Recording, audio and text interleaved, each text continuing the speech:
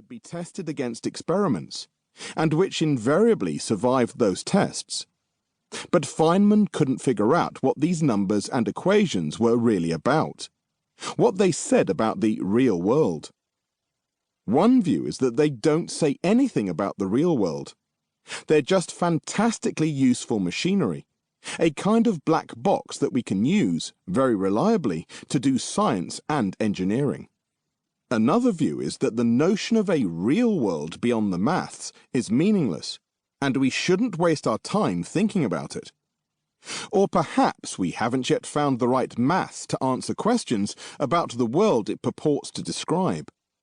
Or maybe, it's sometimes said, the maths tells us that everything that can happen does happen, whatever that means. This is a book about what quantum maths really means. Happily, we can explore that question without having to look very deeply into the maths itself. Even what little I've included here can, if you prefer, be gingerly set aside. I am not saying that this book is going to give you the answer. We don't have an answer. Some people do have an answer, but only in the sense that some people have the Bible. Their truth rests on faith, not proof. We do, however, now have better questions than we did when Feynman admitted his ignorance, and that counts for a lot.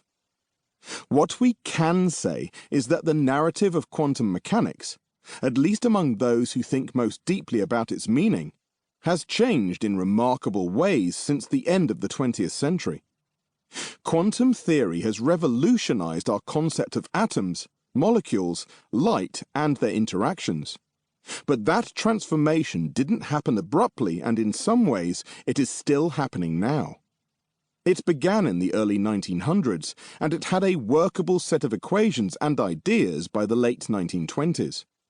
Only since the 1960s, however, have we begun to glimpse what is most fundamental and important about the theory, and some of the crucial experiments have been feasible only from the 1980s. Several of them have been performed in the 21st century. Even today we are still trying to get to grips with the central ideas, and are still testing their limits. If what we truly want is a theory that is well understood, rather than simply one that does a good job at calculating numbers, then we still don't really have a quantum theory. This book aims to give a sense of the current best guesses about what that real quantum theory might look like, if it existed.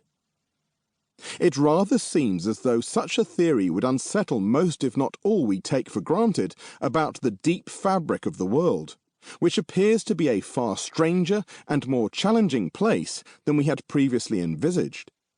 It is not a place where different physical rules apply, so much as a place where we are forced to rethink our ideas about what we mean by a physical world and what we think we are doing when we attempt to find out about it.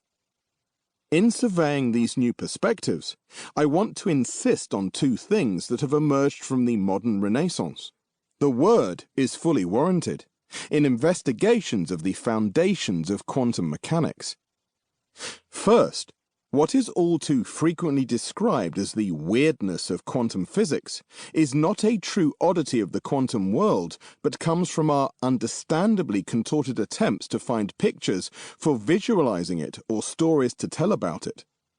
Quantum physics defies intuition, but we do it an injustice by calling that circumstance weird. Second, and worse, this weirdness trope, so nonchalantly paraded in popular and even technical accounts of quantum theory, actively obscures rather than expresses what is truly revolutionary about it. Quantum mechanics is in a certain sense not hard at all. It is baffling and surprising, and right now you could say that it remains cognitively impenetrable.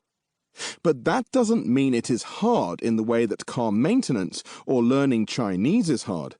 I speak with bitter experience of both. Plenty of scientists find the theory easy enough to accept and master and use. Rather than insisting on its difficulty, we might better regard it as a beguiling, maddening, even amusing gauntlet thrown down to challenge the imagination. For that is indeed what is challenged. I suspect